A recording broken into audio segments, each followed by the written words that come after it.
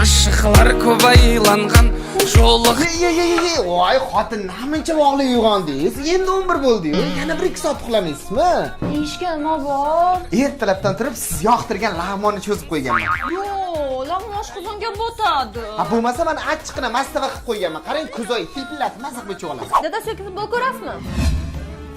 Qanaqa futbol? Normal serial ko'rib turibsiz-ku. Hozir Serkan idam tashab ketadi. Miguel aka, qanday tug'ilgan kuniga kumushmi, nimadir sovg'a qilamizmi? Kumush? Oyijonga-ya, suyukli xotinimni onasiga-ya.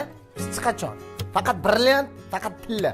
Yoniga bitta uzuk ham qo'shib oling, dadajon xursand bo'lsin. Dadasi 200 ming berib turing, o'rtoqlarim bilan ko'rishmoqchi edim. 200 ming? Xotinimni dadil so'ra. Ishlasam sen uchun ishlayapman-ku. Ota-onamga olib bermasam kerak.